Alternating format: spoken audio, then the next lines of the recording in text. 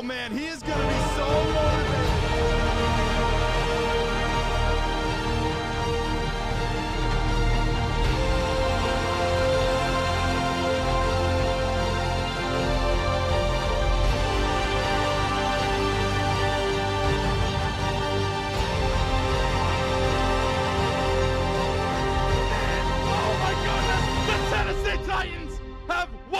The AFC South. Let's go! AFC South champs, Tennessee Titans.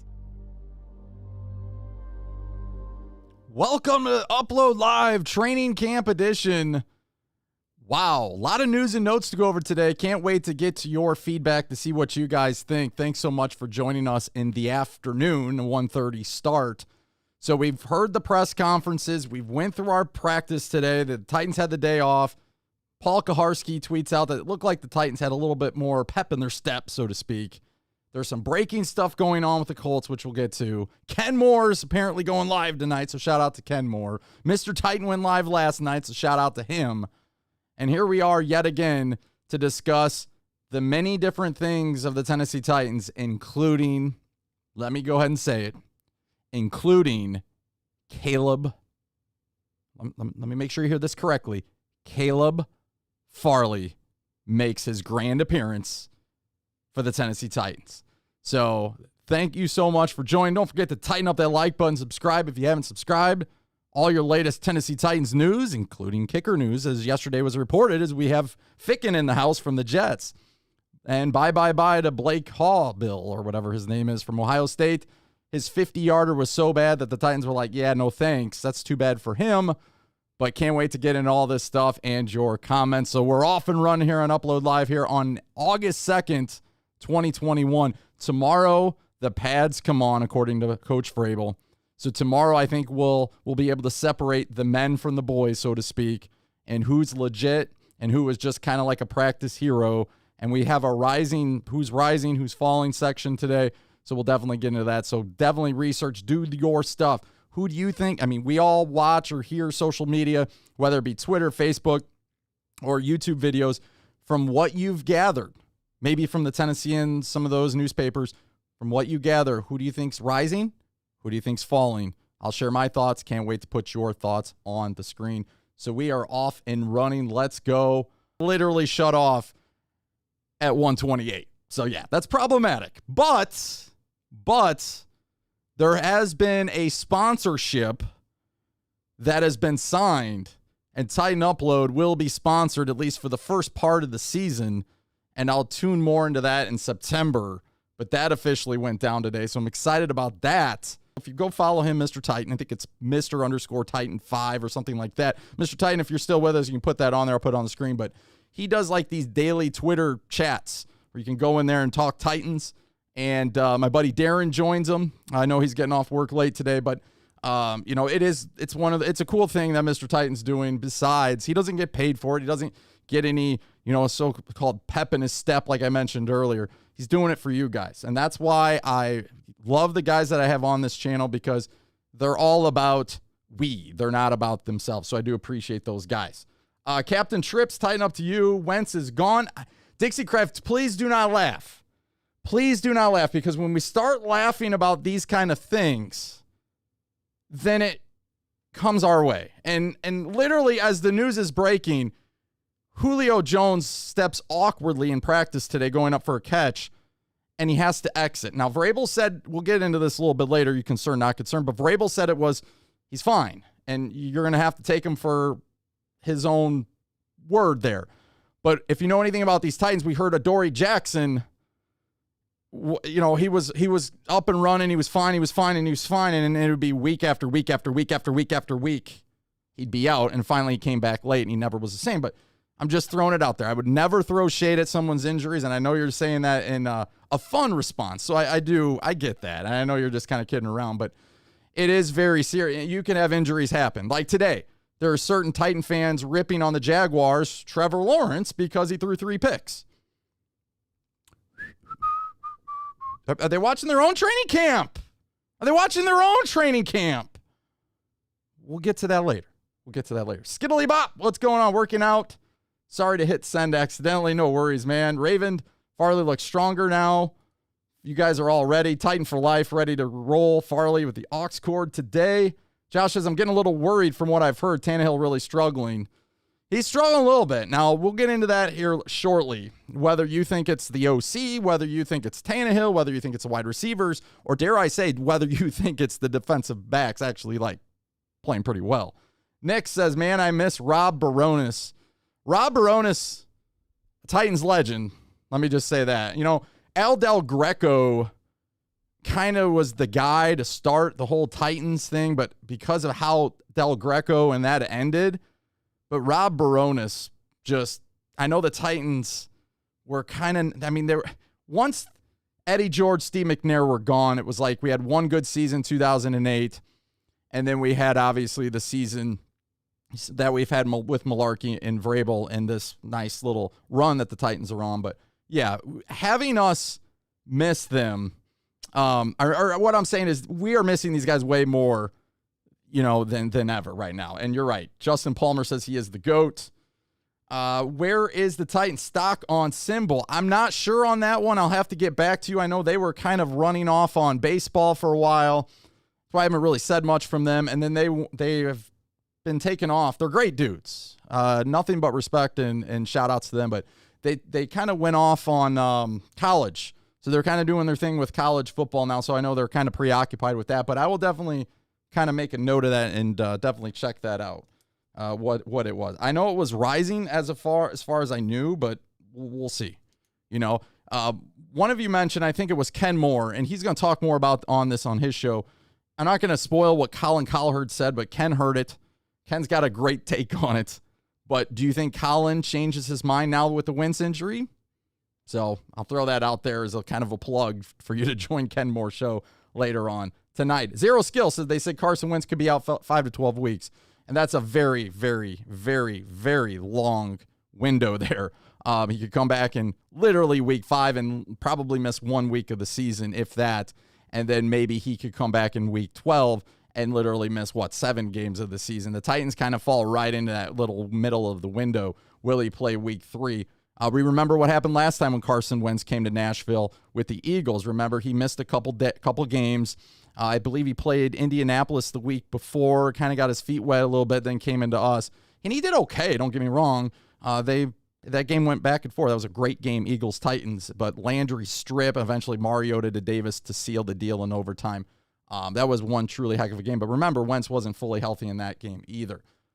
Let's see what else we got real quick as we're going through. Carson will for sure be back to face us at least once. Quick whistles keep these guys healthy. That's true. DeAndre, thank you. You make a great point there. Steven says, I agree, upload. The Titans may have to battle the Colts twice, and the Colts might not have Carson Wentz for both games. If they can get to the playoffs, we'll see what happens there. Titanium, Chris says, Fulton definitely up. So shout, we'll get to him. Titans Rossi is a great follow as well. Titans Rossi will be on his show tomorrow. So tighten up to Titans Rossi. His show's going to be live, I think, tomorrow at 9 o'clock. And he's got another guest that he will definitely share with you. Donnie D, what's going on? It was definitely funny if you're talking about me calling Chester Rogers Chester Taylor. Weeze in the house. Shout out to Weeze. Weeze and Mario. Love those guys. So go follow them on Twitter, on YouTube. I need an upload rant. You're not going to get one just yet. Maybe later. Sin City Titan, what's going on? Good to see you. And Titan Turner says, tighten up, everybody. Farley back. Julio will be fine. And now we need Bud Dupree to get back out here. Feeling good as we stand. Shout out to Titan Turner. C-Dub says, I don't wish injuries upon nobody. I tore my ACL, MCL before. And that's tough. I mean, my kid's in 7th grade right now. He's getting ready to start football, and he's put a lot of time and energy into it since 5th grade football ended, and then the whole sickness thing happened, and everything got canceled last year. So it's definitely, he's getting into that groove right now where, you know, injuries are now, he's growing up, and injuries are going to be a part of it. So it doesn't matter how much you train, doesn't matter how much you lift, it doesn't how great you eat. Injuries can happen at the weirdest, oddest times. I mean, look at what happened to Teddy Bridgewater. I mean, literally in a walkthrough, took a bad step, and all of a sudden, like, it really changes his career. Okay. Spicy, shout out to him, says prayers for Carson Wentz. And I want to say that as myself, prayers. I comment on Bring the Juice podcast.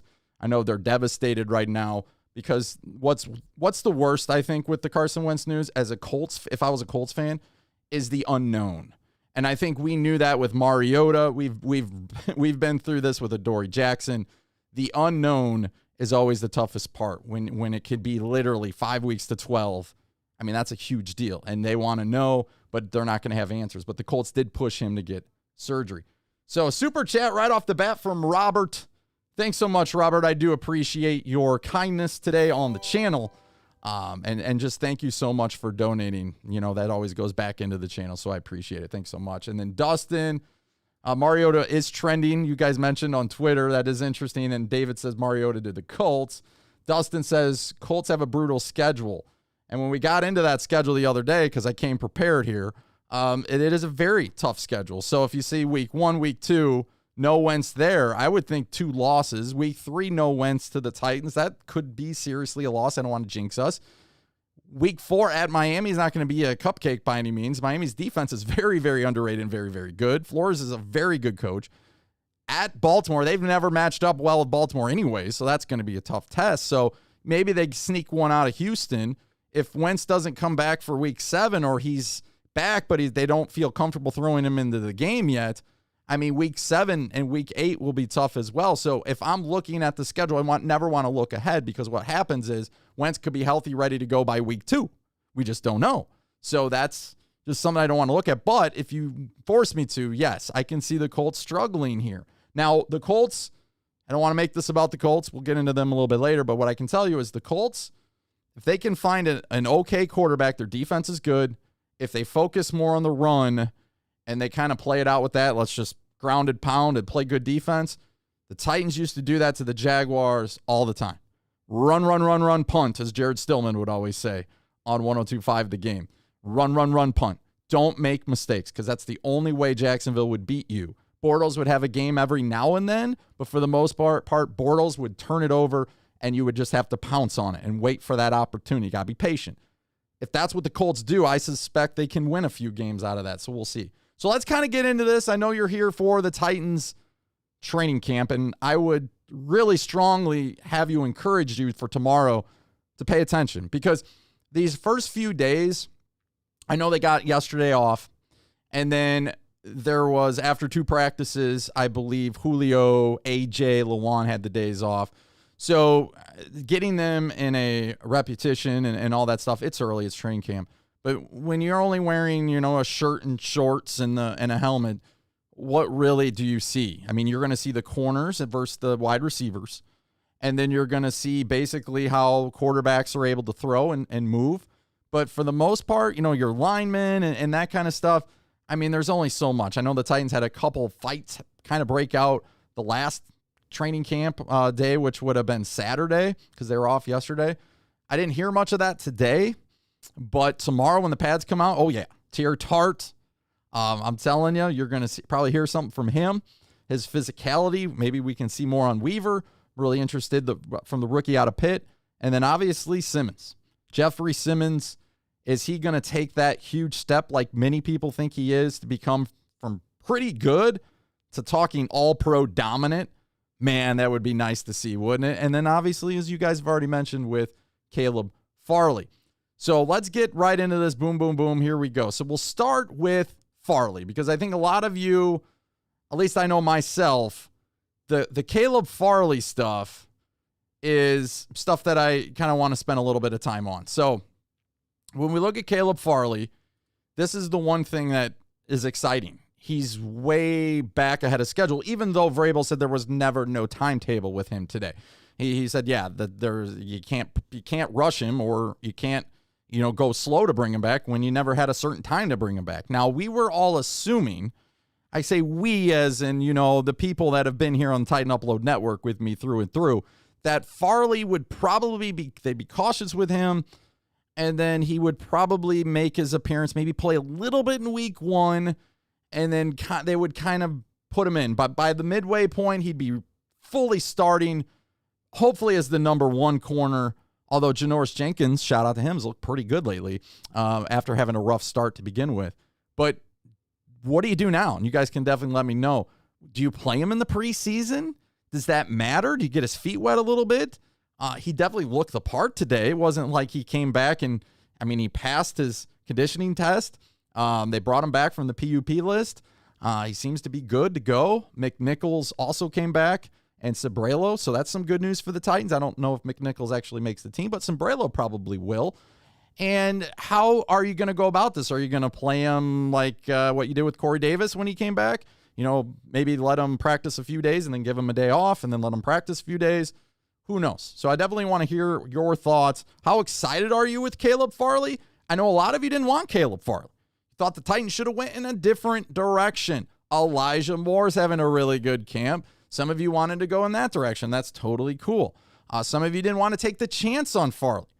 But the way we're looking right now is that if Farley fits this narrative where there are some people that are extremely high national media guys on him. You guys mentioned Chris Sims earlier in the year or earlier in the offseason. This could be a huge, huge impact because if we get anything out of Christian Fulton, you're already seeing some stuff we're getting out of Molden. We know Byard will be fine. I think we're pretty sure Vaccaro leaving and doing his thing and Hooker stepping in for him, we're pretty sure that's going to be comfortable and fine. But if Christian Fulton can step in, you know what Janoris Jenkins will give you. And we're hoping that the elite Caleb Farley will take over by the end of the year and show like he's as up there with when I'm trying to think of some of these dominant rookies who came into the NFL. And just kind of go and look at it from that point of view. If we can get him to be more of an elite stat, I'm not saying all pro, but definitely Pro Bowl. Or a guy who can definitely take over and change the game and bump him up to the number one corner for right now. That would be super exciting for me. So that's what I'm kind of looking at. Mark says our secondary needs looks to be improved from last year, to say the least. And one of the arguments that I always hear is, well, the Titans are they're changing players around. They're not improving. They're changing players. Guys, this is a total overhaul to improve. You don't get rid of Malcolm Butler and replace him, in theory, with Farley to just replace him, right? Malcolm Butler was a good dude, okay? I don't know why they had him playing 10 yards off the ball. That wasn't his game. He's more bump and run, get in your face. But they did. And Malcolm Butler will be a tough loss.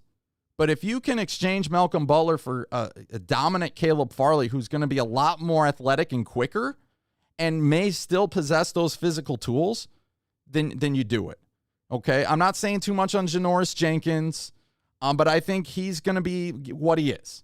And what we know from Adoree Jackson last year is he wasn't very reliable because he couldn't get on the field. Janoris Jenkins will be on the field, and he's going to be able to give you a lot more than what you got last year from some of these other corners that aren't around anymore, okay? You guys mentioned Breon Borders. That's a name that I'm excited about, but that's only helping your defense out. I don't suspect him to come out there and be the number 3 guy, but if he's your number 5 guy, you got to feel real good if you're the Tennessee Titans secondary, that Borders, which is legit, he can be legit, right? He showed some signs or some promise. Him as your number 5, I'd take that any day of the week. Farley will be huge week 1 guarding Hopkins. Are they going to put him in that position? If you're going to see that in week 1, the sky's the limit for this kid. I don't know if you'll see it exactly that way, but they may kind of pick and choose their battles.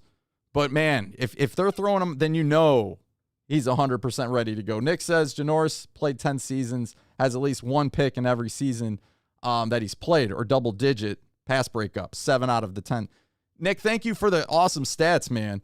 And they were kind of talking about how, Janoris Jenkins, he is what he is, but he's pretty consistent at what he is, right? He's 10 seasons in the league. He is a veteran. He's definitely taking that leadership role, and he's taking Caleb Farley under his wing. He's not looking at Farley as taking his spot eventually, because I think that will happen, but it is interesting to see him standing out. And today's quote was awesome. He said basically, hey, if you don't want to bring energy to Titans camp, you feed off of me. I'll bring it every day. And I love that about him. Robert says Caleb Farley needs to play so we know early if he can keep up. I don't want Farley He says, I didn't want Farley, and I haven't changed. You know me. I don't like flip-floppers. So, Robert, I appreciate you standing by what you said and what you believe. But I think he's going to be a work in progress. I think he'll be I was thinking of Ramsey earlier. Ramsey would take a lot of chances. Ramsey would talk a lot of smack. And you saw Farley kind of do that a little bit, talking a little smack here or there. But I like his demeanor. I like his attitude, his swagger. I think that's something they need. They need a Cortland Finnegan type swagger about their defense, because I don't see a lot of that. Byard has his own swagger. He carries himself professionally, and he does the right thing on the field. He's definitely what the Titans look up to on and off the field. That's Kevin Byard. And Byard's already been down that road where he kind of said those things about Brady, which really weren't bad, but they were taken bad out of context from the media, and then Brady actually, made it into a huge deal because that's what Brady does. But Byard's learned through the process, and this would be exciting to have Farley come in and bring some of that swagger, but you're right. He's got to back it up. Marshawn Lattimore is another guy too. Yes, we passed on him for Corey Davis. I'll never forget that. Farley already back is huge. Y23K, Julio's a vet. Titans shouldn't worry. Spicy says Derrick Henry contract so friendly compared to what Chubb. That's an interesting point. Thank you, Spicy, for Chubb. More Miles Fulton says a really good former Titan or former Tiger. Sorry about that. And he's struggled a little bit, but he's actually had a really good day today, and I'm super pumped about that. Even got some praise from Vrabel, so that's good to know. David says, I didn't like Farley, but I'm starting to like him. Just trust the process is all I'll say with Farley. Trust the process. Vampiric says Fulton also had a stellar performance today. He is definitely correct about that one. And then Anthony Ferkser breakout year. You're more optimistic, BB15, than I am. I think Ferkser's going to be what he is. Okay, and it's nothing bad. I think Ferkser's going to be counted on heavily on third downs. I think he's going to get an opportunity to be the lead guy, the guy. But eventually, push come to shove, in order for him to have a breakout year, he's got to be able to stay on the field in all types of formations, key situations, and be able to come up with a block. That's what he's got to do. And I know they're working with him. And his demeanor, his toughness, his ability to want to get better, I think that's what kind of stands him apart and how far he's come in his career. He really has. When he first came into the league, a lot of people didn't want to give him a chance. Then he started catching everything in practice, and people kind of opened their eyes and said, well, maybe he'll spot on this team. And then his kind of explosion took place when he ran that 5-yard slant pass against Houston and got blown up, and they picked him off and basically took it all the way for a touchdown. That was kind of, people were like starting to change and getting on him a little bit, but he was able to take that and learn from it and continue to get better. So I like that about him, but he still has limited snaps. We're only playing 50% of the snaps last year. So if he's going to play 75 to 80%, that 35%, the Titans aren't changing their philosophy. They're going to try to run the football. He's got to be big into that. And if he can, then yeah, I agree with you. But if he can't, it's still okay. They'll find a role for him. Tommy Hudson is starting to do pretty well, apparently, blocking standpoint. You still got Swaim, and we'll see what happens with that. Anybody else step up? Briley Moore is a huge loss because he kind of fit the role of the undrafted free agent actually making this team. I know he didn't do a lot on special teams, which I was concerned. But Briley Moore being out and tearing his ACL, prayers to him too. That's tough when he's busting his butt out there in training camp. So would you have Christian Fulton and Farley 1 and 2? No, not right now. You can. Anybody can do what they want, how they perceive this thing. This is the fun part of the year, Phil, where you get to talk about all these guys. You get to see how the battles are going to work out. We have a big change in wide receiver, which I'll get to in the next segment. But I think as you stand right now, like if we're going to have a game tomorrow, Farley wouldn't play. But I think what we're hoping for is, as the season progresses, as the season moves on, week 5, week 6, whenever you want to say, Farley's be your 1, and then you move on to Jackrabbit, right? Janoris Jenkins being your 2, and then Christian Fulton and Molden, and those guys can be put in certain situations, especially when it's a passing league and you got a nice, comfortable lead in the Titans because you've ran it down their throat or you threw Julio Jones a ball or A.J. Brown or something like that, the Titans will need, because other teams will probably get rid of the run and then they'll focus on the pass. You're going to need multiple secondary guys. So I think having those two back and forth, whether you want Fulton your 3, ideally he'd be your 3, but you could bounce them back and forth. That would be the hope. But again, Fulton is your 2, Farley is your 1. That's the plan going forward. You're right. That would be the ultimate plan going forward. And then Janoris Jenkins would take a step back. But for this season, I don't know if we're going to get that exactly. BB15 says, hit those like buttons. Yes, thank you for that. I appreciate that. Don't forget to tighten up that like button and subscribe if you haven't subscribed. We are approaching, 7,400. Who would have thought, right? 7,400 people subscribe to Titan Upload. It's great. 143 in the house. That's more than we had the other night when we went at noon. So shout out to you guys for giving up your time. Don't be afraid to give your comment. If you disagree, you guys know me. I'm not going to take it personally. We only learn from it. If there's something you don't agree with what I say, definitely shout it out and we'll kind of talk about it. Mark says 140 in the chat, not even 50 likes. You got to pump up those numbers. Hey, I do appreciate that. That does help the channel, whether you think it doesn't or it doesn't. Or it does. It really does. The likes or the dislikes, either or, definitely do push it out so other people can find it, which is awesome. But I'm here to concentrate on the ones who want to give up their time to be here right now. So that's what we're doing. All right. Chris says, tighten the freak up. I like it. And MDG Hound says, I truly believe this defense will be top 15. And that's the thing I kind of stressed. Everyone wants to talk about how terrible our defense is. All we got to do is just improve a little bit, and we'll be, from 28 to 20? It's not like we're trying to go from 28 to 1 and make the playoffs. We made the playoffs already last year. We won the division last year. All we got to do is be a little bit better, especially on third down. If we can get that stat up and maybe get a little more pressure on the quarterback, it's going to make a world of difference. Not only for the defense, but for the offense and the scoreboard. All right, so that's Caleb Farley. You want him to play in the preseason. That's an opportunity for you to talk about that one. Me personally, if you had to ask me, it would be nice to get him in for that Bears game. The Bears game, August 28th, 27th, somewhere around there, will be on NFL Network. It's going to be carried live. So for all of you not in the Nashville market, you will see that thing live. We will have a watch party for that game on this very channel. So you guys can watch the game and then come in here and chime along and let us know how you're feeling. We'll have the post-game show going to see what it was going to, we'll run it, see what it's going to be like during the season, have the call-in feature for you guys to actually call into the show and give your feedback, which was going to be phenomenal. It's going to be awesome. I can't wait to get to that. I'm sure we'll get a few people here or there that will call in. That's not going to be able to give us much, but and be more of a troll, but that's okay. It comes with the territory, and we're trying to be prepared for that. But thank you so much again for being a part of this and being a part of this channel and network. So let's move on topics. So we got Caleb Farley coming back. Super pumped about that. So let's kind of go here for a minute. So Julio Jones, this is going to be an interesting one with Julio. So we got Farley coming back, and then Julio Jones goes up for a pass and gets hurt, supposedly. Went up, didn't catch it in the end zone, and landed awkwardly. You could tell when he got up, apparently, that something was wrong, something wasn't normal.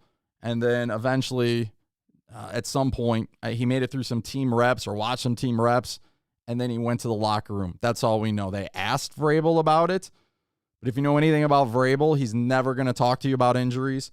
So he said he's fine. So we'll just have to monitor it. This is one of those things that if he's not on the field the next day or the next day or the next day, then you're going to start to question it. And that theoretically could happen, I guess. But the hope is he'll be in pads tomorrow ready to go for practice. Thank you so much, Max, for subscribing. I appreciate it, man. Now, Josh Reynolds might be a larger story because Josh Reynolds yet missed another practice today and was nowhere to be found. Are we concerned about Josh Reynolds? Now, Josh Reynolds is your 3. Julio Jones, I know theoretically as your 2 or your 1A, 1B with A.J. Brown is definitely a main concern. But with Julio, he didn't get a lot of practices in Atlanta. Let's just call it for what it is. I mean, the Falcons fans were commenting today, and they're like, dude never practiced with us anyways, So I kind of look at that and I think, okay, well, is he going to be ready to go in game day? That's what I'm going to be more concerned about. Julio Jones, he definitely has proven, like, I'm not trying to say this in a bad way, but he's definitely proven that his hard work, I mean, he's put himself in this part of his career that he knows what he's doing and he can get his body ready to go when he needs it to get ready to go, right? This could just be an awkward, gingerly thing where you know, how many times did A.J. Brown, for example, go out last year where looks like he was in pain. I remember in the watch along against the Bears, I'm like, oh my goodness, that could be it for him. And then 2 plays later, he's out there just lighting it up again. So again, this is probably too early to be concerned, but I do have to bring it to your attention because it is going to make some news and people are going to talk about it. They already are on social media. But the real thing I want to bring up is Josh Reynolds, because Josh Reynolds is supposed to be your 3. And I would say Josh Reynolds as that 3 is way more important compared to some of these other guys trying to be the 3. So what I mean, there's a big difference. There's a big gap. So if you're like, okay, Josh Reynolds, he gets hurt, he can't play, then we'll just bring in Cam Batts and he'll be the 3. We tried that last year, and he showed up at times, but he's not going to be a game changer. Josh Reynolds, you guys told me, not everybody, but some of you told me this, that Josh Reynolds, when we had him and not Julio yet, you guys were comfortable with him as our 2, and you said, hey, he's going to take off. He''s going to be the next great thing with A.J. Brown. He had a really good seasons in the Rams. They loved him there. He was a big part of that Rams offense as the 3. So I am a little concerned with Josh Reynolds. I want to see him back on that practice field because Josh Reynolds is going to be a very important piece to this Titans offense, because when those 2 are getting so much attention on the outside and Derek's going to get his attention, this could really open the door for Ferkser, as we already mentioned, and Reynolds. So not sure what you guys are thinking about Josh Reynolds. If Julio's not practicing within 5 days, worry. Could this be Todd Downing? I appreciate everyone on this channel. Live in New Jersey. I've been a Titans Oilers fan since Warren Moon days. Always good to hear from what's going on in camp. Thank you, Mike, for being here. I do appreciate that. And shout out to you in New Jersey, man. Man, incredible. What's the drive from New Jersey to Nashville? Let me know. Cassidy Cameron says, would he play much? No, he's probably not going to play a whole lot. I mean, he'll probably play a little bit in the Bears game. You need a little bit of, and this is interesting because I think there's going to be like 2 weeks. Nobody's really talking about this. Traditionally, you play a Thursday. No starters play in that game. Then you don't play, obviously, that weekend. And then the next weekend is your first game. And then that Thursday, obviously, the week from the Thursday of the preseason games, the last preseason games traditionally would be your kickoff to the season.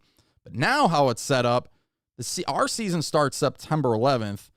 If our last game is the 27th or 28th, I can't remember what that date falls on, of August, that's basically a 2-week period.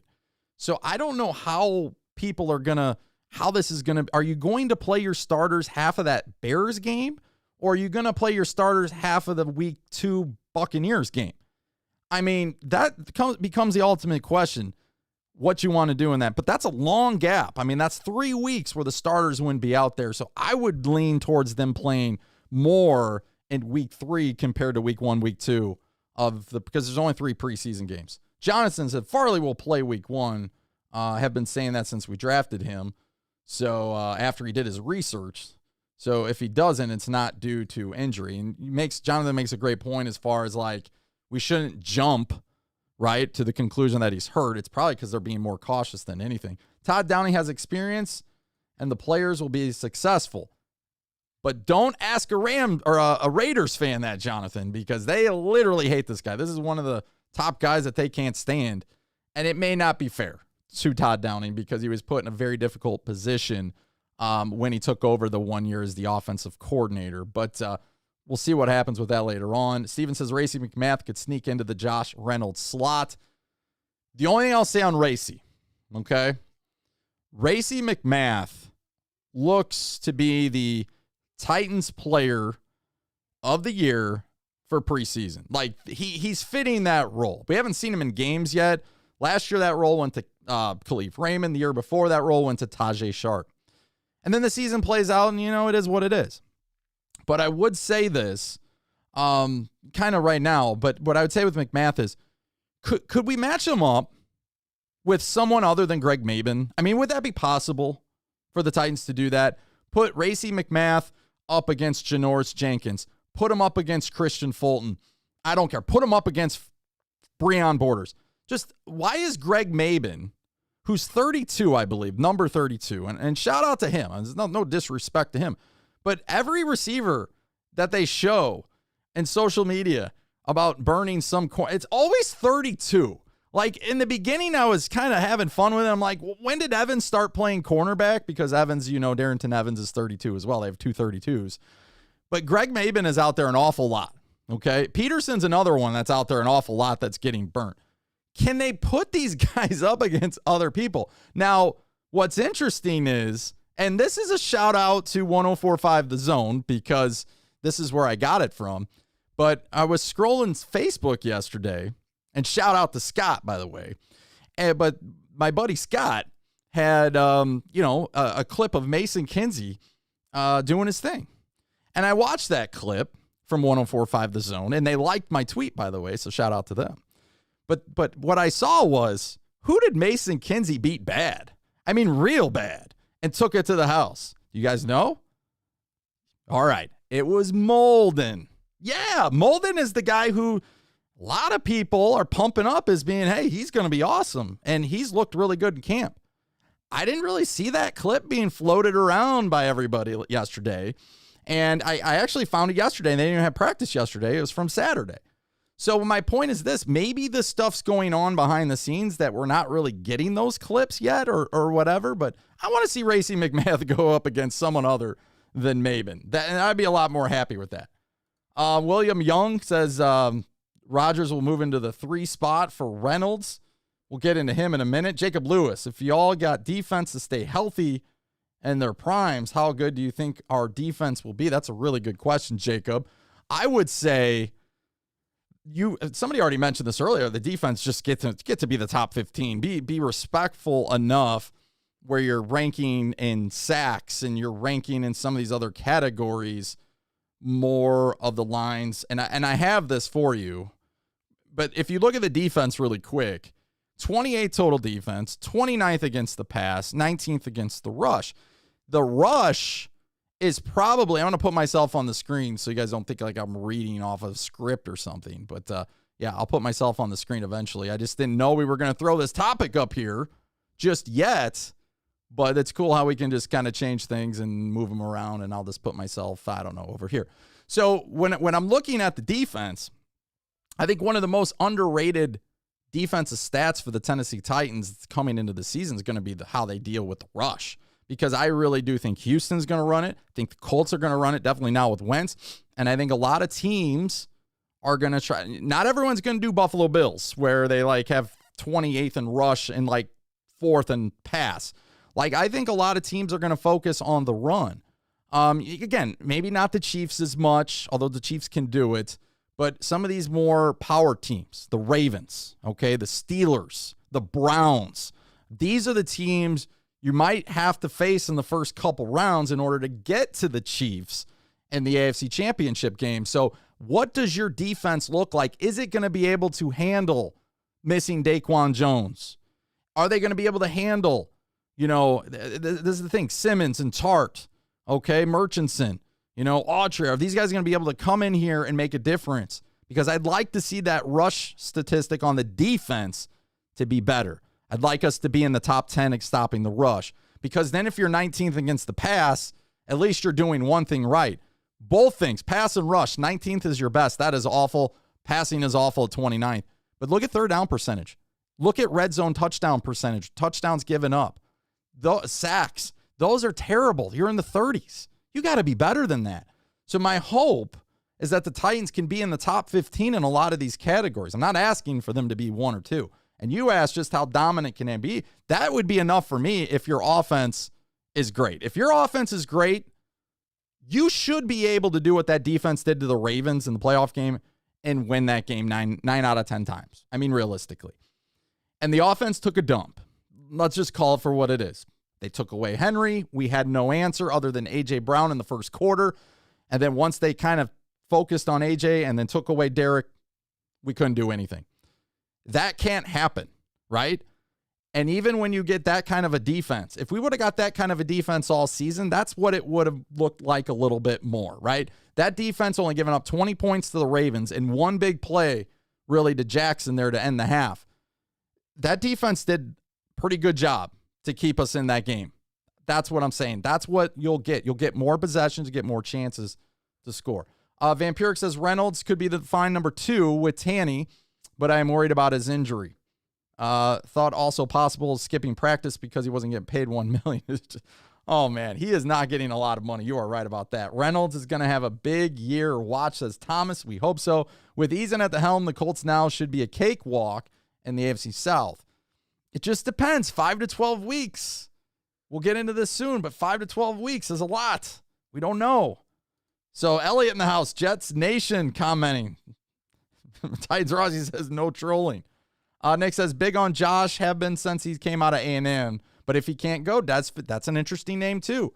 I don't think Des Fitzpatrick is anywhere near ready right now, but they're grooming him to be ready at some point during the season. So yeah, maybe he's more 5 right now or 6. He's making the team, but Des says maybe or JS75 says, yeah, maybe Des will be our 4 eventually. Let's see. Brandon is downing the reason Tannehill being off of his game. Get into that, and let's just get right into that. I appreciate it. How am I praising an injury? Get out your feelings, Timothy. So let's get into this. Again, if you guys are just joining us, help us out. Tighten up that like button. Subscribe if you haven't subscribed. We'd love to have you as we're pushing for 7,400. 79 hopefully soon, but 7,400 for right now. So let me shut that one down. And let's put up this one because you guys are talking about it. So I'll kind of go with your discussions. I came prepared. I'm ready to go. So Ryan Tannehill started off okay. And then it was more of A to Z Sports and some of these guys getting on Kaiser.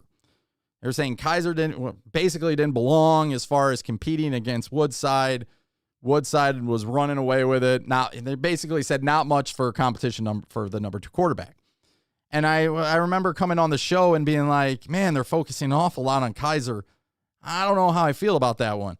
But what's happening is the Titans offense, for having a great day 1 of camp, which would have been the first day on that last Wednesday, since then, they've been kind of trending downward on offense, okay? And the defensive backs who looked awful, and they kind of look bad on one-on-one drills, but we know that favors the offense, has kind of been trending up. So what are we supposed to think as Titan fans? You can comment and let me know how you're feeling about it. But Tannehill throwing 6 picks, you have to ask yourself, where's the line? Do you want Tannehill to take chances and try to at least see what works and doesn't work in the first couple weeks of camp so that will help him on down the line? I like that approach. Great. Go Ryan. I don't have an issue with that. But if it's Mr. Random Green, thank you for subscribing. I appreciate it. If Tannehill, confidence-wise, is hurting his confidence, where he feels like, oh, man, it's like nothing I'm doing right now is working. You know how that is. We're human.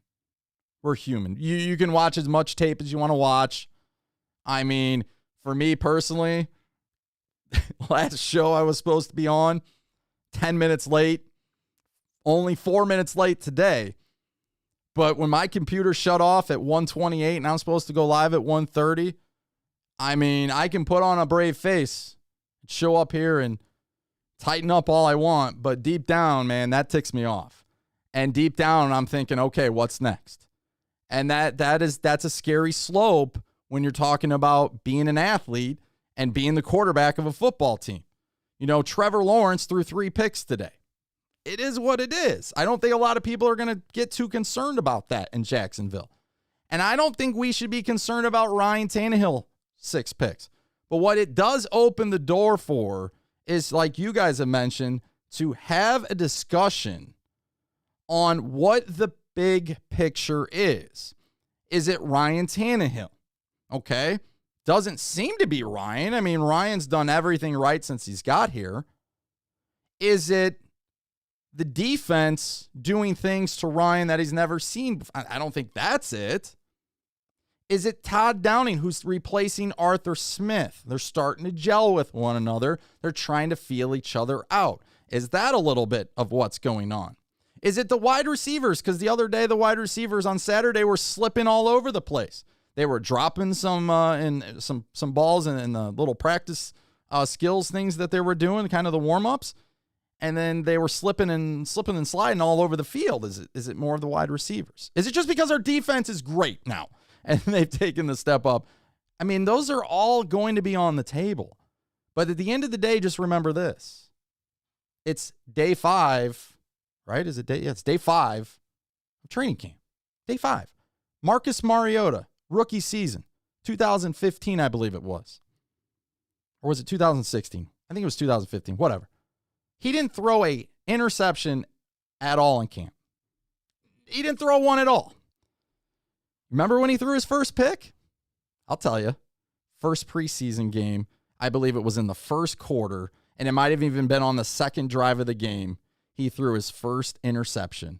And I want to say he threw it even on a screen pass at Atlanta, where the Tennessee Titans will be starting, all right, in a couple weeks. Not this coming Friday, but the Friday after next. The Tennessee Titans will be playing on Friday the 13th in Atlanta. That's a scary thought. But my point's this. We built up Marcus Mariota so much in that preseason game, or those off seasons, about him never throwing a pick, and then he goes out right away and throws a pick. Sometimes it's better to get it out of your system now than it is later. Now, if you want to be concerned, you have every right to be concerned. You could be upset with Todd Downing. You could be upset with Ryan himself. You could be upset with the receivers. But it seems to be a common trend where Kaiser's struggling a little bit. Now Logan Woodside's supposedly struggling a little bit. Now we're Tannehill.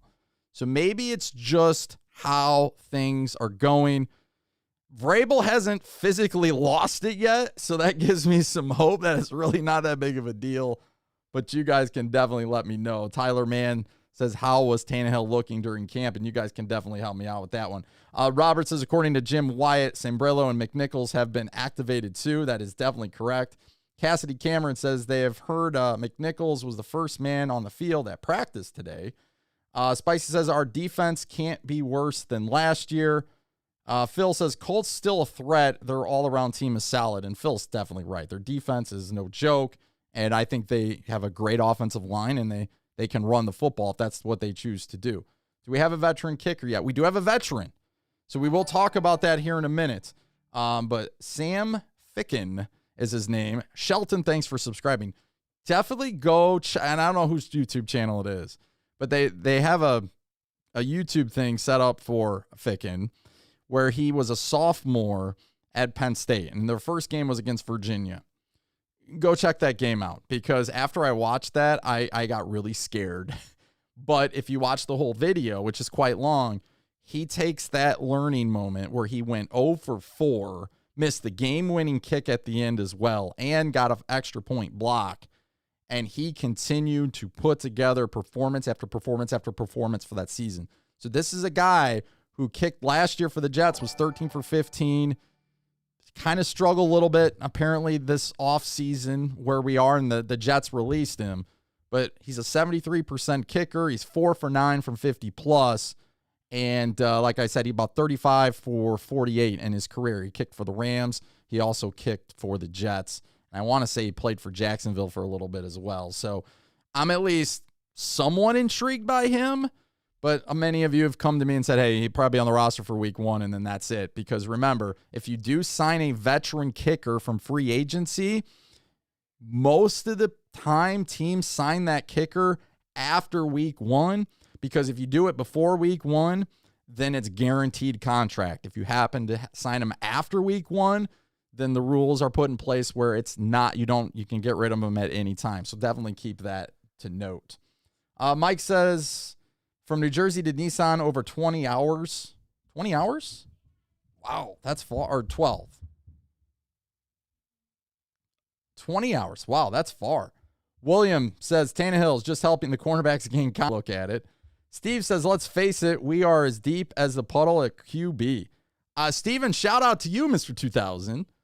Steven was a 2000 subscriber at one point here. Canada national soccer team for women upset the United States. So United States is out. Canada moves on. Shout out to Steve. Unless you just love the Canadian flag. So if that's the only reason, then my apologies. But if you got the Canadian flag, I'm assuming there's some sort of Canadian stuff going on there. So shout out to you. AFC is over, guys. AFC or AFC South? Dabney says Colts just shut it down. Try to trade for a few mediocre players, stack up for 2020. Will they go at who are they going to go after? Are they going to go after Foles, which a lot of people are connecting dots because of Reich, and is he going? He's had a relationship with him. Are they going to go in a different approach, trade within the division, and maybe go get Minshew? Or are they going to go in a whole new, different location? Clowney Super Bowl. Tanny is just trying to force the ball, so no-name guys, and get some looks, and that quite possibly could be it. It's practice. It's throwing it up one-on-ones. Camp is about working out the differences. Throwing picks in practice doesn't bother me because we all know how good he is. That's a good point. I like that. Hit 74. Hey, thank you so much, Nick. I appreciate it. Man. Thanks for keeping me updated.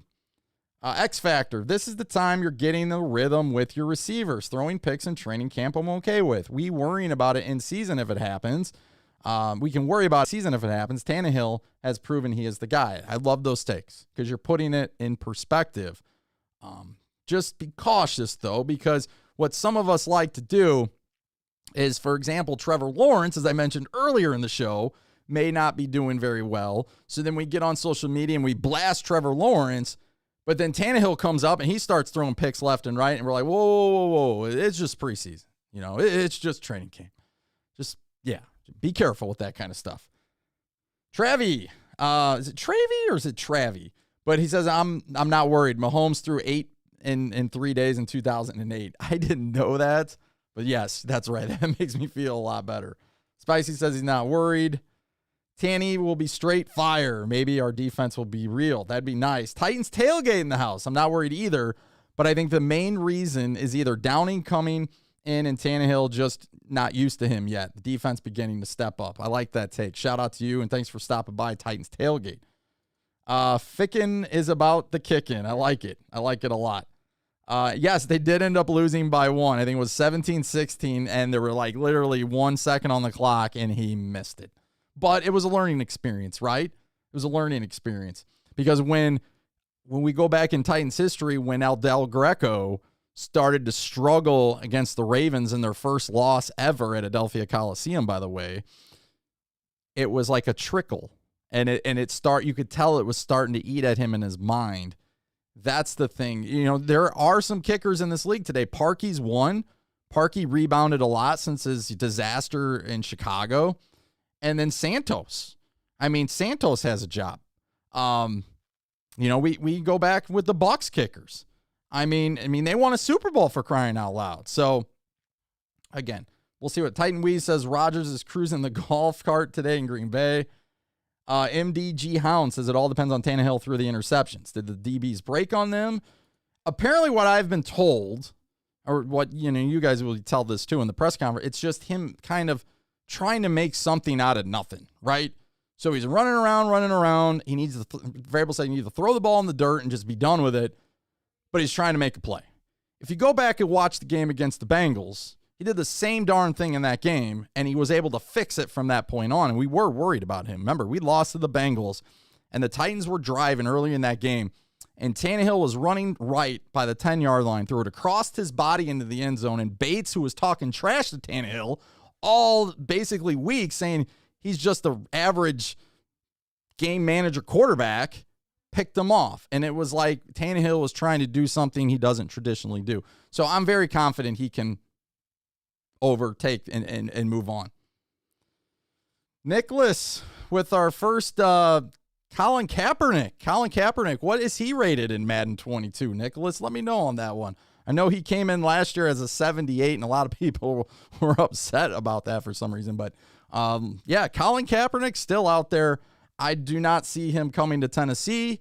I think they're going to go with what they got, and I don't think they have any doubt about that. And I'm telling you what, Ryan Tannehill, This segment is not brought to bash Tannehill by any means. This was just to ask you what you think's going on, and are you concerned with the 6 picks? And just by gauging a lot of you in the audience, doesn't seem like you care that much, and it seems like you think they're working something out. Billy says, well, looks like we won the division. So you guys are going in that direction, and that's fine.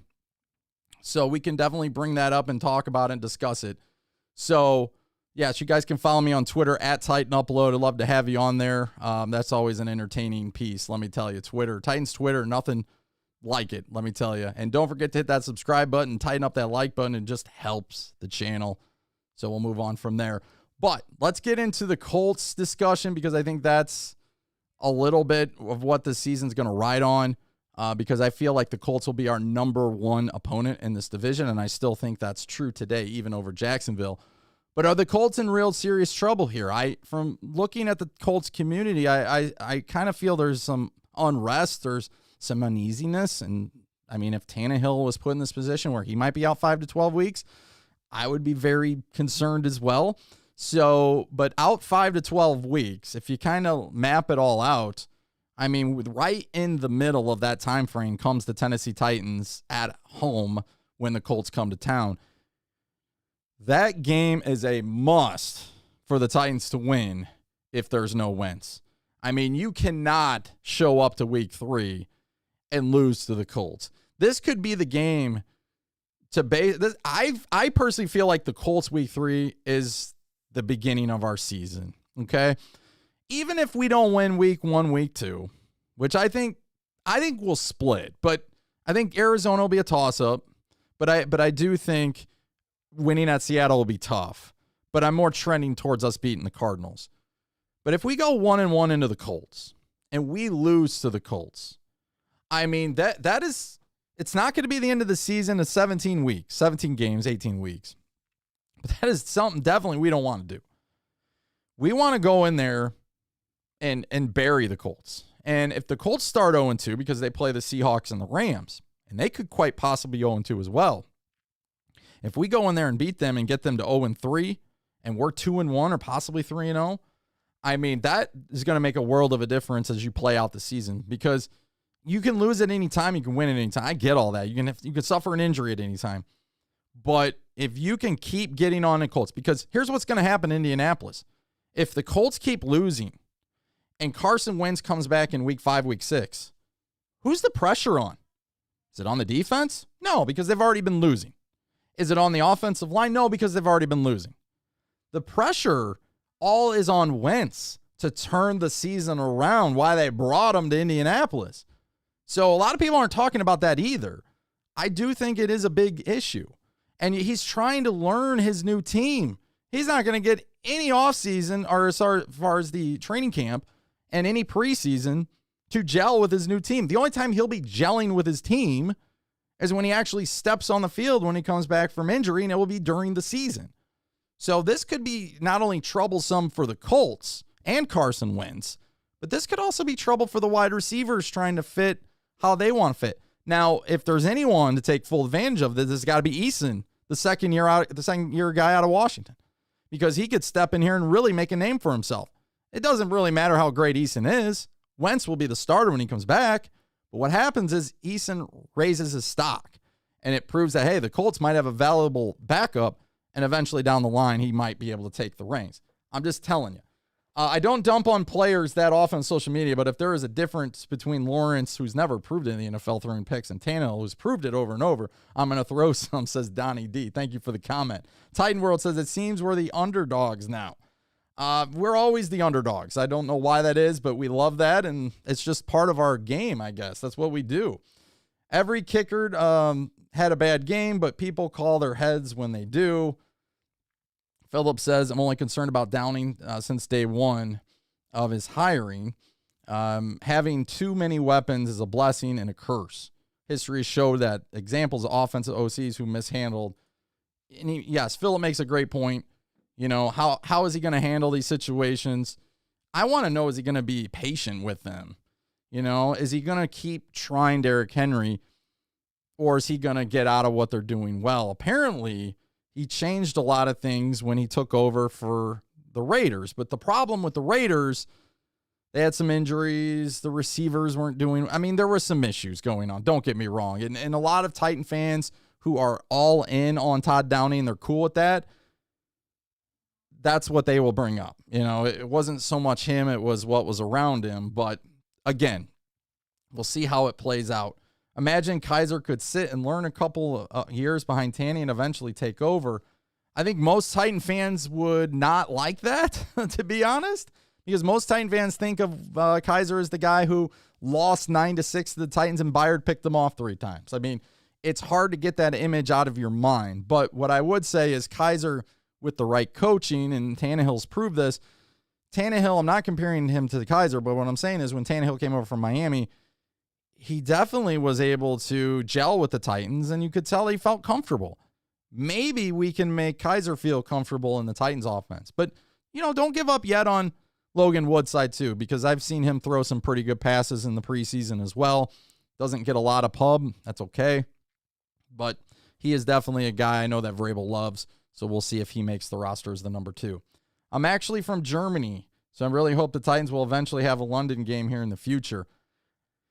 That's interesting because the Jaguars have always been rumored to move to London, and they're having a London game this year. I remember we played the Chargers a few years ago where we threw the slant to Taywan Taylor to the end of the game, and that's what lost us the game. Why were we throwing a slant to Taywan Taylor? I don't know. But hopefully at some point that you can get the Titans back there. I know for us in the States, it's sometimes problematic to have them play at 8 o'clock, but I know that the international game is a huge draw, and that's why the NFL's doing it. Why they have games in Mexico City. That's why they have games over there, and who knows, maybe they'll start having games in Germany and other places. But I do know if you take those games away from the Titans, that's when a lot of Titan fans get upset because they got their season tickets and now they can't go watch their team play a home game because they're playing somewhere else. And not all of us are fortunate to be able to fly across the country or across the world, so to speak, Atlantic Ocean, and be able to make those games because, number 1, time off work, or number 2, because it's too expensive. So that becomes the issue. So if we are going to play in London, I'm going to stick up for my Titan fans here. I would say this. Hopefully it's to play the Jaguars at Jacksonville and not take away from one of our games. So that's what I would hope. Okay. But yeah, it's a cool thing to see the Titans over in London when we played the Chargers. It was a lot of fun. Dabney, still 6 weeks before the first game. Tannehill will be perfectly fine. Don't assume Titan Nation. We have to take one game at a time. Casper B says, and that's definitely true. First week of training camp, not worried about the mistakes. Steven says, I build a scale based on Carson Wentz absences. He could still return either week 2 versus the Rams or week 6 versus the Texans or week 10 versus the Jaguars. And that Steven's proven a point here, just how crazy this really is to when he can come back. 191 of you in the house. Shout out to you. Over 100 likes here. You guys let me know. Are you digging the new time? I'll be able to do this maybe for the next couple weeks. And then unfortunately, I'm not going to be able to do it anymore. If you don't really like the time and you want me to go back to right around 9 o'clock, maybe do 8:30, something like that Central Time, definitely let me know. Whatever helps you guys out, works with you. Like I say, it's a blast for me. I've been thinking about this all morning as it's breaking out when things happen with Julio Jones, whether it's Farley, whether it's Carson Wentz. What are you guys going to say? What are you guys going to comment? What are you guys going to do? And so that definitely does pump me up for bringing me on here to talk with you guys because it's our little community. And again, I shout you guys all the time, and I do appreciate all of you guys. You guys are awesome. Wentz will have a timetable after he rehabs surgery before he gets in the lineup. And that's a good point. Dabney breaks up. Joe, as long as the Colts don't have a decent quarterback, we'll have their number. Jake says, tighten up. Drone life. Nice, dude. Nice. I'm assuming you fly drones? Man, I wish I could fly a drone over Nissan Stadium and capture that footage. I don't think you're allowed to do that, by the way. I know there's like legal stuff and rules against it, and you got to take courses and all that, but man, drones are cool. I will tell you that. If there's a roster that can feel good, as you can about your starting quarterback being down, it's Indy. And that's a good point by Nick. A lot of great points by you guys. Sorry to be repetitive there, but I mean, their rosters pretty loaded. I mean, this will be the first time in 23 seasons the Colts might not be able to keep an undrafted free agent on the roster. I mean, they have the longest streak in the NFL. So they only brought in 4 undrafted free agents because they're so deep in a lot of these other positions. Now, we're hoping our top-end players could take advantage of that over the Colts' depth. But like I said, not having Carson Wentz it's not something you would feel good about if you're a Colts fan. Upload, how you feel about King Henry and AJ's Madden rating? Well, don't ask AJ Brown. He don't want to hear it. But I think AJ don't want to hear it because AJ can't figure it out, and I can't either. But I'll say this. King Henry should be a 99 because he's the most dominant running back in this league. But he's not a 99 because EA Sports is more concerned about his receiving score, bringing him down, and that's what catapults Run CMC. We're not playing fantasy football here. If we're playing fantasy football, points per reception and all those kind of things, then fine. Yes, CMC by far can do a lot more than Derrick Henry can in the receiving department. Unfortunately, when you're talking about pound for pound running back, because that's the position, you hand the ball to Derrick Henry, nobody can stop him, theoretically. Ravens did one time, but nobody's been able to stop him. He's just that dominant, right? They gave him the 99 stiff arm. Congratulations. I mean, he deserved the 99 stiff arm a few years ago, not just this past season. But again, I'm happy they were able to get his hair right. So we're finally going to get the ponytail in the game and have that be officially in there. So shout out to EA for fixing that about Derrick Henry. But again, it probably took Derrick Henry to be on the cover to get him to be a 99, unfortunately. But 96 is, our highest player. We do rank in the top 10, I think. The Colts, you want to talk about the Colts? The Colts are like very low in Madden ratings. They are super low. I think they're in the bottom. They might be around like 20th in the league, according to Madden. So I think they're way too low on the Colts. But I'm happy with King Henry, and I'm happy with Tannehill. 87's good. He was like a 79-80 last year, and he deserved to be in the upper top 10 for sure. All right. Anything else you got going on? I got one more thing. Jake says, I live in Louisville, Kentucky. I will be at Nissan Stadium probably a month to fly around the stadium. Hey, if you're cool with it, definitely reach out to me. I got my email, titanupload27@gmail. I would definitely promote you and what you're doing. So if you got a YouTube channel or if you're going to put it on YouTube, reach out to me and I will give you the proper credit and I will push it out. Because number one, I'd like to see it. And number two, just to give you credit for what you're doing. So shout out to you and have fun with that. That would be awesome. Ravens, good afternoon. Baltimore Titans versus Tennessee Titans in the AFC Championship game. Do you mean it, though? Do you really, really mean it? Or are you one of those Raven fans that don't give the Titans any credit and you want to see the Kansas City Chiefs again? I don't know. That would be awesome. 3rd year in a row. Finally, maybe one team can win on their home field, right? Because every time we play in the playoffs, historically, the road team has always won.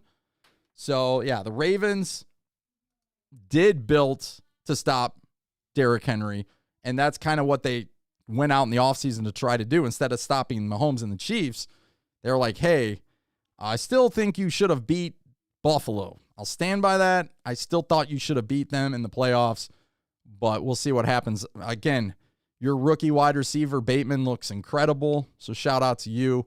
I think you guys are going to have a lot of fun with him. So let me get rid of the Colts, and the only thing else I got is our rising and falling section, and then we'll call it a day.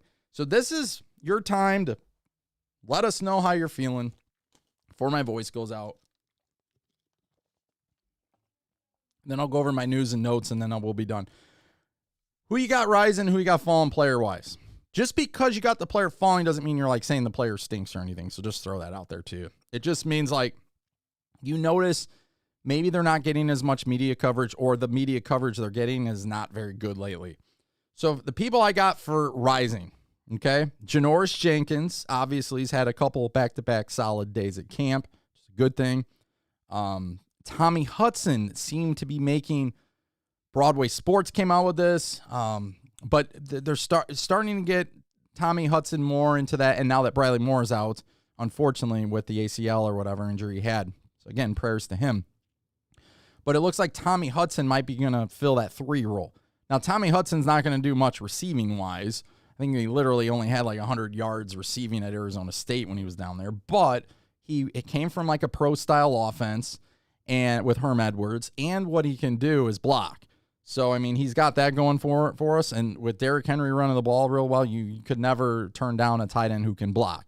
So maybe they can teach him more how to, find himself more open in the field to receive and all that kind of stuff. But for blocking, we need as many blockers as we can get. So Tommy Hudson's starting to rise. And then Christian Fulton had a great day today. 3 pass breakups, an interception against A.J. Brown. He read it perfectly and was able to swoop in and get the interception. Now, he did get beat by Julio Jones, but what you're noticing is the Titans are putting Christian Fulton against the Titans' best. They're not doing it the opposite way with Racey McMath going up consistently against Greg Mabin or that Peterson guy that we got. I mean, they're going up against their very, very best.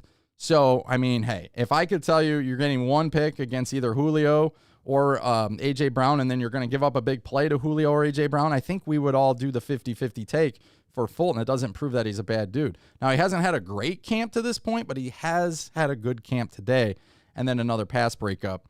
So as far as what that happens with Christian Fulton, he's definitely trending up.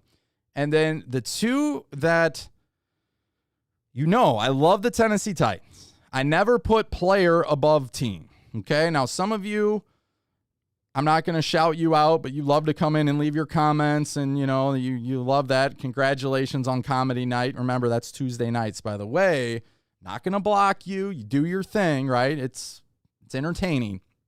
But what I would say is the next 2 are definitely ones that are going to present a challenge. One more than the other. Now, first one's Marcus Johnson. He's definitely, that's Titan Rossi's guy. He's definitely seems to continue to get reps. He's put together back-to-back good days. He seems to always make a good play every day that stands out, and he has experience. So his issue, he had a press conference today after practice and talked about how, like, hey, the reason why when I'm not out there is because I always have these little injuries that happen, right? He called them, I think, a soft tissue injury of some sort. But when he's fully healthy, he knows he can go out and ball. So that's a name to keep an eye on. And then this is the name that's been popping up all over. And this is not good news necessarily for me as a player person, but for team-wise, then it's fine because team first. And that is a guy who I totally screwed up last time. It's Chester Rogers. Chester Rogers has kind of seemed to elevate himself. I know Broadway Sports has him actually being that punt returner and making the team, but he's starting to kind of, it seems, they're putting him in better situations on practices than some of these other guys. So it seems like he's trending up, and in reality, or what's going to happen then, if he's trending up, then Kinsey and Batson would be going the other way. It doesn't mean that Kinsey and Batson aren't doing their thing at camp. It just means it seems from my point of view, and you guys can comment if you think things are different or you agree with me, but it seems to me like there's been a strong push more towards Chester, not Chester Taylor, but Chester Rogers. Paul Kaharski's a little shout out to Paul, but Paul's Kaharski. So Chris Frazier sent me something yesterday with Paul Kaharski, and he had like his little talk with fans last night. He did mention he's going with Chester Rogers as being the guy that probably has the best chance. Now, he did say that he doesn't expect any of these guys to like be a world of a difference, but he would give the nod to Chester Rogers. Now, for me personally, I still have hope for Mason Kinsey, as you know. And I still think Cam Batson, even though you don't hear a lot from him, I still think he's a part of the plan. And I still think Kinsey and Batson have a nice little competition going. But that is an interesting name with Chester Rogers. And the ones trending down, as I mentioned, you don't hear as much about them on social media as much, at least from some of these guys that call themselves so-called expert media guys. You don't hear much on Kinsey other than he's competing for the spot for punt returner. And you don't hear much on Batson except for he's competing for punt returner as well. And remember when Vrabel came out and said Kinsey, Batson, Rogers, basically one of them, they're all competing. And then Paul said one of them will make the roster. Well, the very next day, They brought in the backup running back Hill, and then they brought back the backup running back in Darrington Evans. And they also mentioned Josh Reynolds, but Josh Reynolds couldn't go, obviously. So that is definitely something to keep an eye on. I don't think that spot has been fulfilled, but you'll know a lot during the first preseason game, because if these guys, Kinsey, Batson, right, if they're not getting many looks, especially in the first half when a lot of the starters aren't going to play, then you have to ask yourself, because the guys they want to make the roster, the guys that they feel like should make this roster, and they have a leg up on the competition, they're going to get more shots. They're going to get more opportunities. But we know as fans, anything can happen in preseason games. Last year, no preseason games really did hurt guys like Kinsey, right? This year, preseason games could make the world of difference for Kinsey. So if you guys love Kinsey as much as I do, I still think there's a lot of hope here. There's a lot of promise. He's not going anywhere. He's bringing it. But what we're getting from a lot of these media guys is it looks like they might be kind of trending towards Rodgers. And then Greg Maben, he's like, I would not be shocked if Greg Maben is off this roster by the end of the week the way he's trending, okay? He's trending. Every video you see, he's the guy getting burnt. And then Ryan Tannehill, 6 picks. I'm just saying, he's not trending up. He's not leveling out. He's actually trending down, but I'm not buying a concern with that. So let me know. Who are your guys? And then we'll get out of here. Let me go down here and see what you guys got. Julio Jones, A.J. Brown went out for Colts. Monte Rice could be a steal in the 3rd round. You have him trending up. Billy says Chester Rogers. What happened to my boy Julio? We talked about that a little bit earlier, Jetstream. But he supposedly was in the end zone, going to catch the ball. He ended up dropping it on his way down, landed awkwardly, and it doesn't sound like he participated in practice anymore. He might have stayed for some of the team reps, and then he went to the locker room. But Vrabel did say he was okay. So, bro, I'll be in touch before I'll come down, man. I'll be putting it on my channel for sure if you want to hook up for some aerial shots. Definitely. I appreciate that. And if you want to leave a comment of what your channel is, I'll definitely push that out for other people to see. Tannehill is throwing it up. You're all good in Morgan Cox, this long snapper. I hate to see him leave Baltimore. Nick, I'd say about 3 to 4, week 3-4, but you never know. I wouldn't say there is a strong push towards Rodgers. I would say that 3, Chester and Batson, have something positive in them specifically. Plenty of room for the practice squad, you guys are saying. Breon Borders is rising. He was rising. I don't have him falling anything, but he was our riser last show. But, I mean, I haven't heard a lot about. I know that Chris Jackson got an interview and said he put on 10 to 15 pounds. I'm not sure if that guy intrigues you or not. He looked a little lost in some of the one-on-ones, but it's hard to tell. What's your take on Dylan? Take on possible Howard trade from Miami? I would love it, but with Farley back now, I just don't see it. I don't see it. Now, if Jenkins was struggling and Fulton was struggling, you were unsure on Farley, then yeah. But at this point in time, I think the Titans are going to be patient, and you'll see another team kind of eventually in the next couple of weeks come to the table and overpay or, overtrade or whatever, overvalue this guy. But the issue with Howard is how much do you have to pay him? Or are you just going to do a rental? And I don't know what the Titans, with what they got going on, it makes sense, because if you're all in, why not bring in the best possible out there? But I also think that they think their defense is good enough at this point. And I think they're very confident in what they have at their corner position. Donnie says, Tartan Simmons rising. Liscombe and Maben, Peterson falling. I haven't heard much from Liscombe either. That's an interesting one, too. I didn't really give him much of a chance to make the team, but I haven't heard anything from him, and that's never a good sign. I think it was Marcus Johnson, or maybe it was one of them. They have past experience. But they were saying that they kind of know now how things are going. And what I mean by that is, how practices are going. If they're not getting as many opportunities, they know they're not doing something right. and they know that they got to fix it in order to get more opportunities. They say the more opportunities you're getting, that shows you're doing something right. And that, I took that a lot personally, because I know we don't get behind the scenes footage and stuff, and I totally understand that. But today was a love show for Farley, because the media went flocking right to Farley because it was his first day, and I respect that, and I get it. And if I was in the media, I'd be doing the same thing. But when you see a lot of this stuff going on behind the scenes, it's just, when you see these people post these videos and you talk about and they write about them, you're not getting those stories as much on some of these other guys anymore.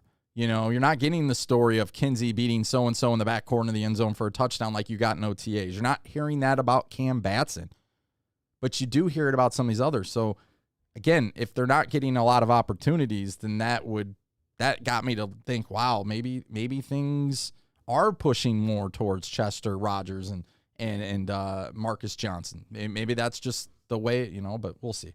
Why are we worried about the defense? Clearly, Todd Downing, we should be the one be chatting about. We did chat about him earlier, Brandon. I do thank you for stopping by. We did chat about him, but I think it's too early. I think they're kind of figuring things out. Let's see how that first preseason goes, and we'll figure it out. Kate says, I don't know what it is, but I have a good feeling about Weaver. And you haven't heard much about Weaver. You've seen him at camp periodically. The pads come on tomorrow. That's where the front line defensively and offensively, you'll know how they're doing. Right now, it's hard when they're only in shells and they're in nothing else. Racy McMath is rising up. Racy McMath, did I have him rising up? I think I had him rising up in the last one. But I think Racy McMath, I still want to see him go against other guys, and I think that's my issue with him. I just want to see him go against someone other than Greg Maben. And until I start seeing him going against Fulton and going against Jenkins and now Farley, I'm still not going to put all my eggs in the Racy McMath basket. Now, A.J. Brown said he looks like Julio Jones out there. So A.J. Brown, I mean, he would know. He's a receiver. He plays the position. So that is more intriguing than I think, too. Anyone hear about Brady Breeze? All I know, according to Broadway Sports, shout out to Broadway Sports, but all I know to Broadway Sports, they have him on the bubble. And they have him making the team. Barely. But I have not heard much about him either. Simmons and Lawan, my watch to see you tomorrow. We'll see. Yeah, we'll see how they kind of go at it tomorrow for sure. Then Jeremiah says McMath and Jenkins are rising. Hey, thank you guys all for everything for today, for being a part of this. Like I said, one more time, don't forget to hit that subscribe button, tighten up that like button, as we're going to call it officially here. And then I wanted to put up one more thing. No, we already had the Colts in trouble. Tannehill, Farley, Julio Jones. So, yeah, we've pretty much already covered all the topics. So, again, if you're watching the show later, definitely comment below on any of the topics. I'll get back to you guys. We'll try to be back tomorrow at some point to go over the padded practice, because I think that's going to be pretty important. Talked about the kicker position and how Ficken it's probably his job to lose at this point. It doesn't look good for Tucker McCann at the moment, but they are still giving him one more shot at it. They did not give Blake Hallbill any shot. He's out of town. So his season, or his Titans season, has officially come to an early exit for him. So that's not, I mean, kickers, they're used to it. They know how the game works. So that's unfortunate, because I know a lot of you were in high praise of Blake coming from Ohio State.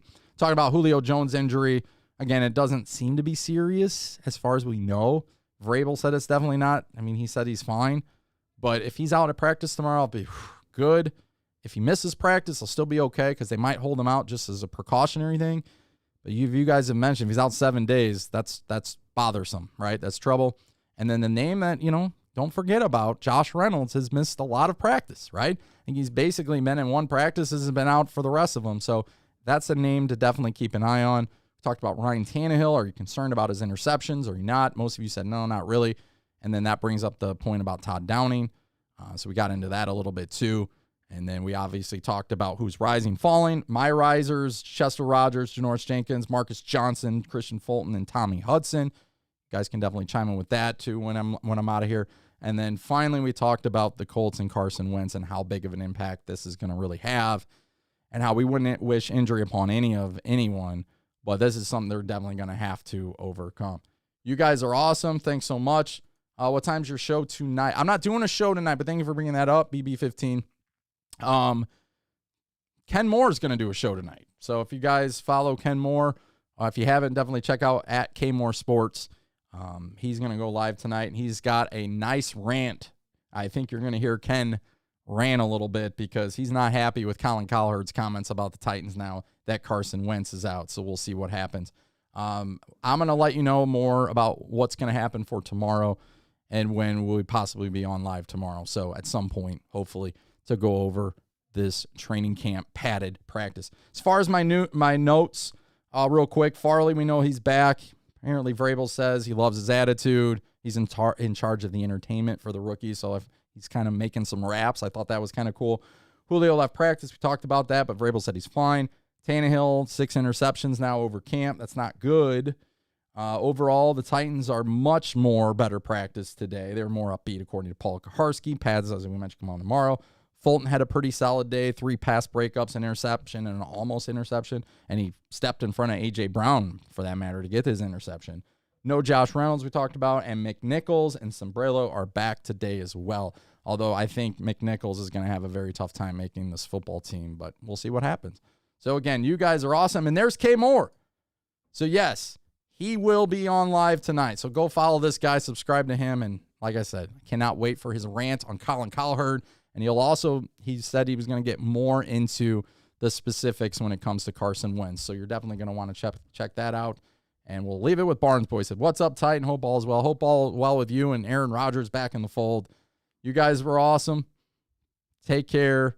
And like I always say, don't forget to tighten up. Take care, everybody.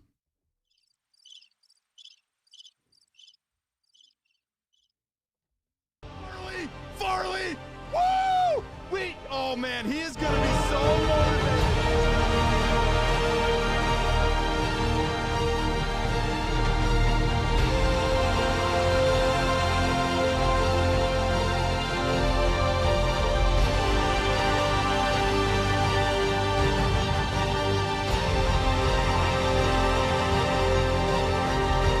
Oh my goodness, the Tennessee Titans have won the AFC South. Let's go! AFC South champs, Tennessee Titans!